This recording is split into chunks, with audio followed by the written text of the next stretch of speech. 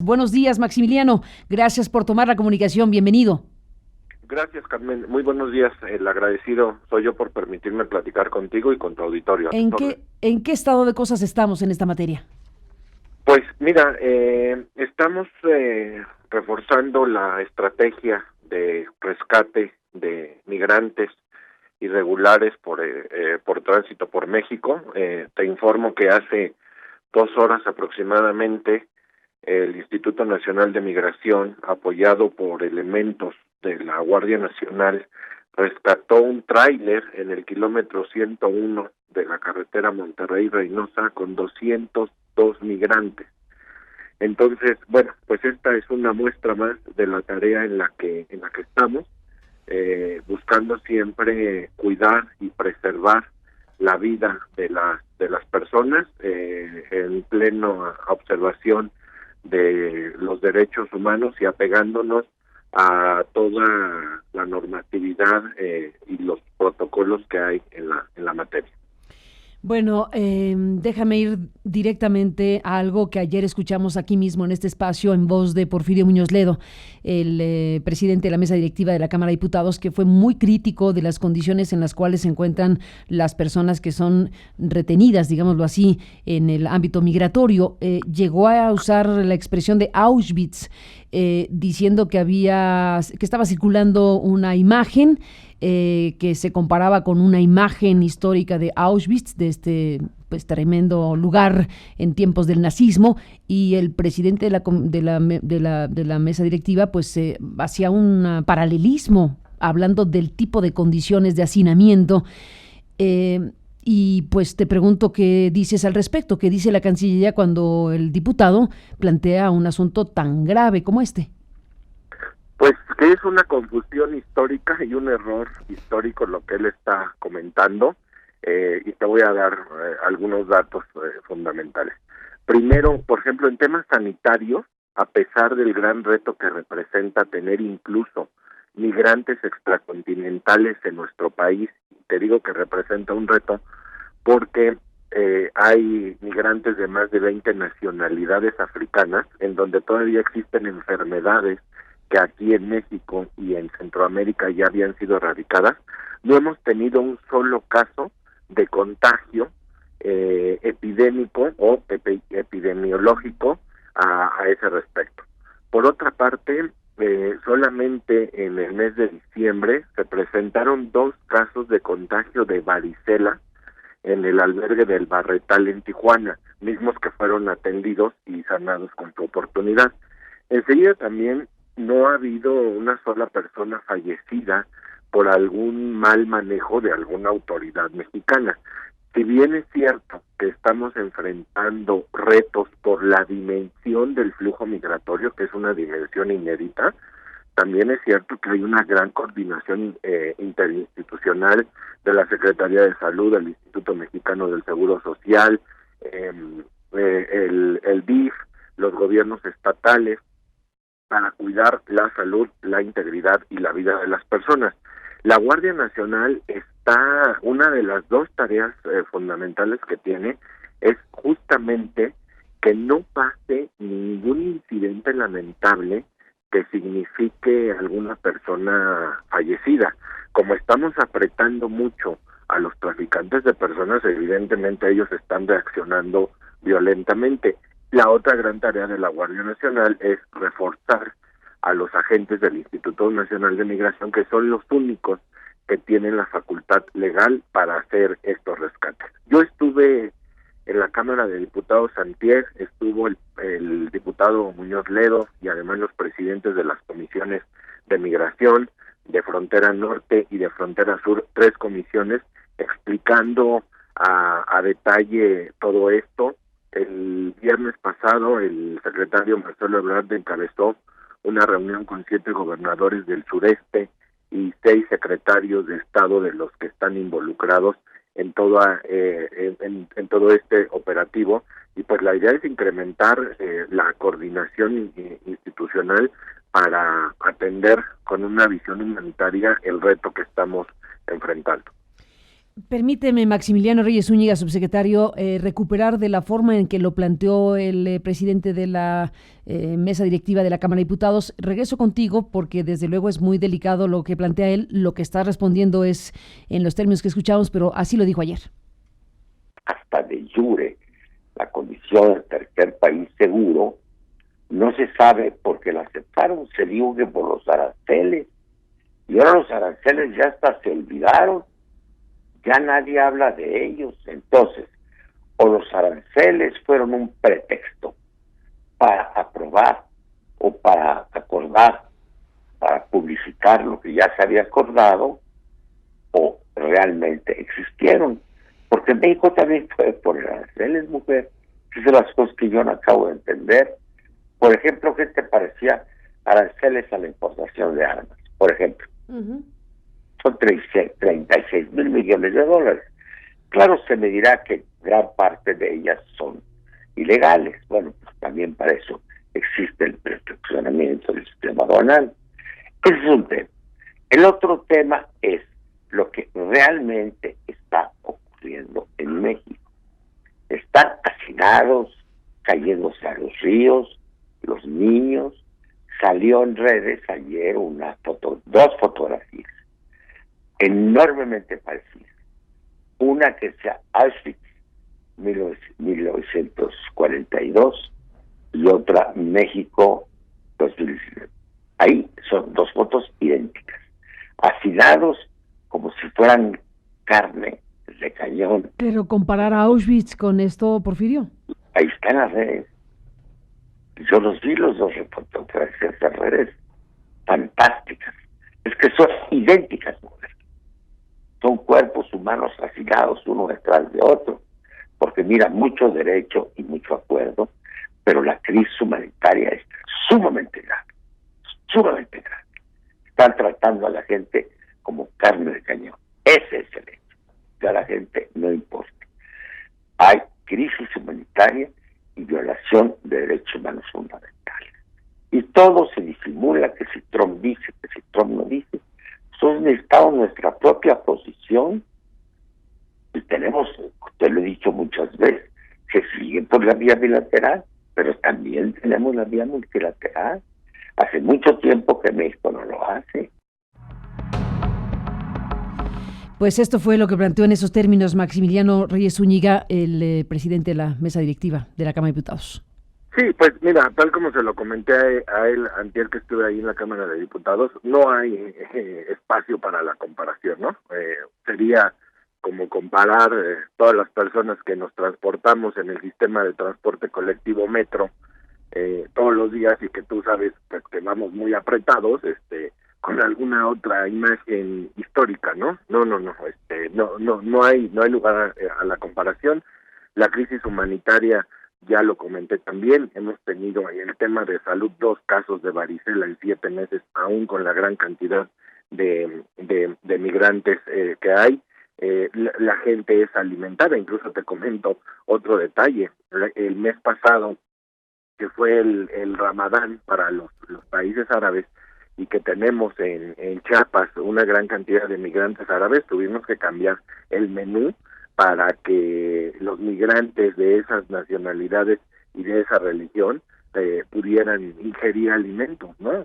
Nos llevó un día prácticamente cambiarlo y se atendió y no hubo mayor queja. Insisto, sí hay un reto por la dimensión, por la cantidad de personas que están pasando, que ese sería otro tema a platicar, la cantidad de personas que están llegando a México y que nuestro país no tenía las condiciones físicas, las condiciones institucionales, las capacidades para poder atender a ese gran número de personas que están llegando.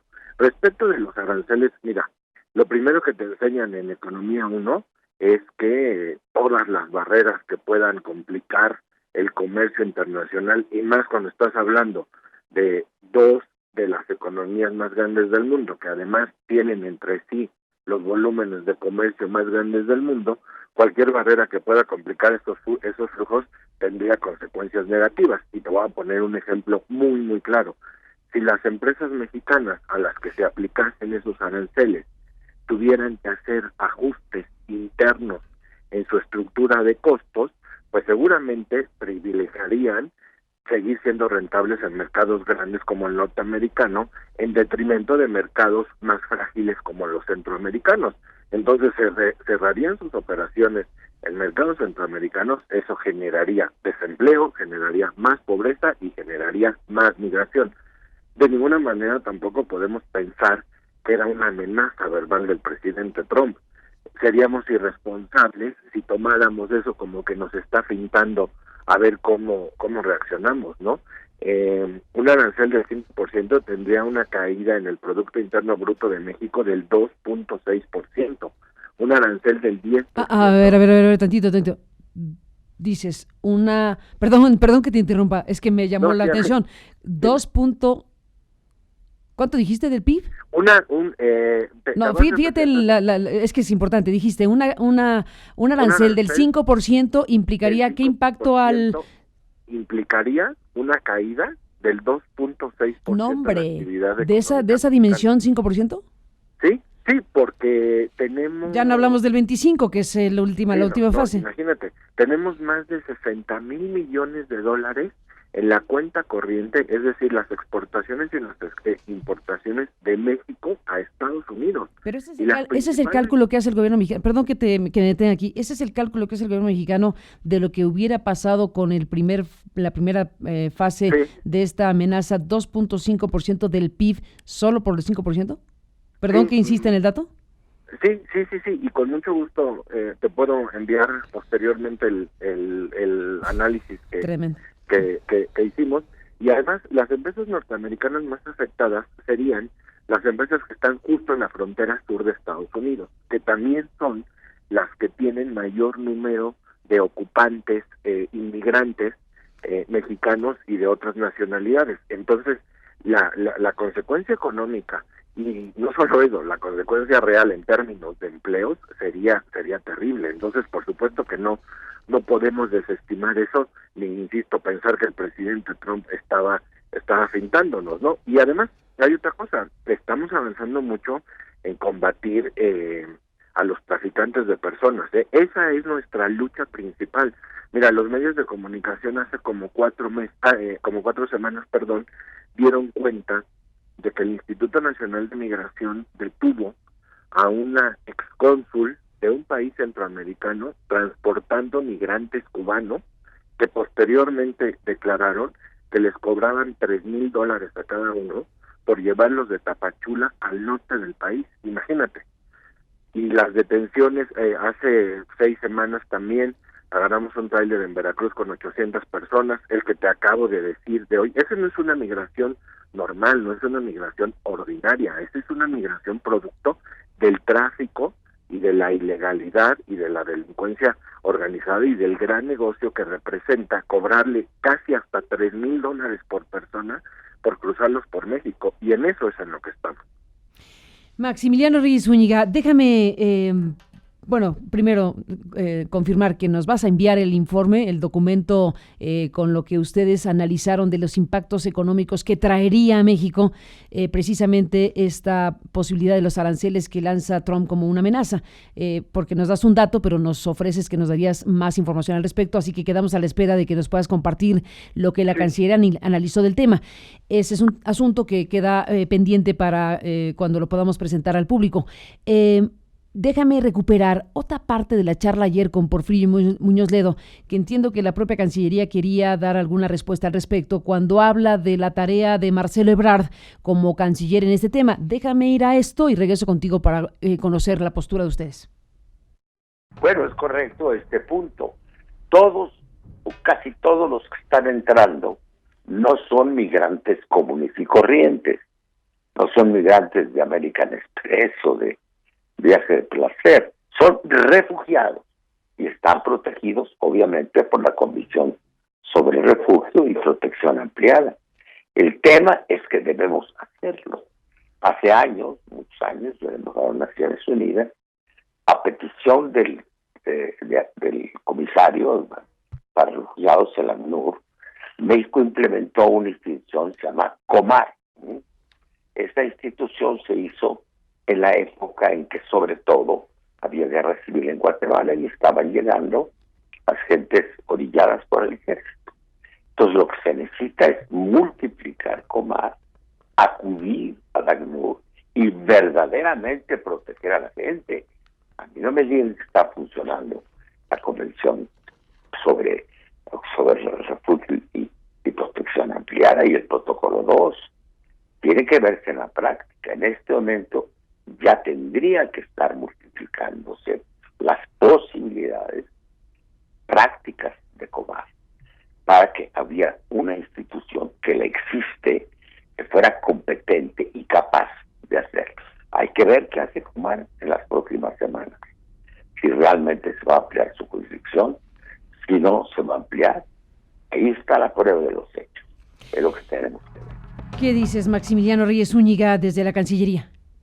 Pues mira, lo primero que tendría que decir es que sí estamos siendo acompañados por agencias internacionales como ACNUR, como la OIM, como la UNICEF, incluso no, eso es una realidad.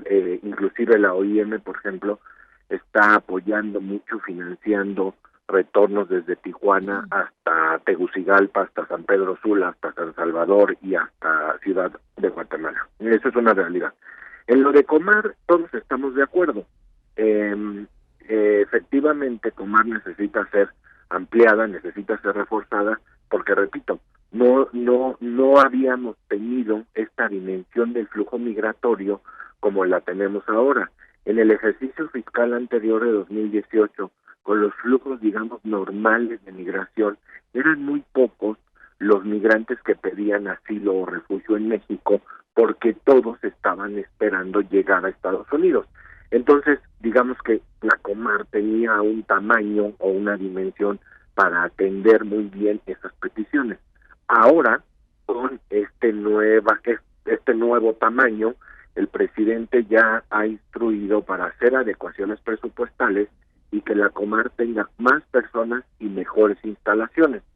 Lo que pasa es que, bueno, aquí hay una cosa, ¿no? Cuando se aprobó el presupuesto de 2019, estoy hablando de noviembre y de diciembre de 2018, no estaba este reto migratorio en las dimensiones que existe ahora. Por eso no se estableció la ampliación del tamaño de la Comar, pero ya se están haciendo las adecuaciones presupuestarias correspondientes, y yo creo, antier mismo yo tuve una reunión con Andrés Ramírez, el titular de la comisión, y en estos días ellos estarán reforzándose lo suficiente para atender a las personas que ahora sí están pidiendo refugio o asilo en México, pero que tampoco son la mayoría, porque la mayoría busca llegar a Estados Unidos. Pues ahí está, Maximiliano Reyes Zúñiga. Seguiremos hablando, si me lo permites. Seguiremos la conferencia que está por empezar en una media hora contigo ahí en la Cancillería, y te apreciamos que nos adelantes parte de lo que se va a informar esta mañana a los colegas periodistas que estarán contigo en el Salón José María Morelos y Pavón, ahí en la Cancillería. Gracias por tomar la llamada y seguimos al habla. Buenos días. Gracias, Carmen. El agradecido soy yo siempre por permitirme platicar contigo, con tu auditorio, y pues me reitero a sus órdenes. Muchas gracias, Maximiliano. Hasta la próxima y muy buenos días al subsecretario de América Latina, para América Latina y el Caribe de la Cancillería.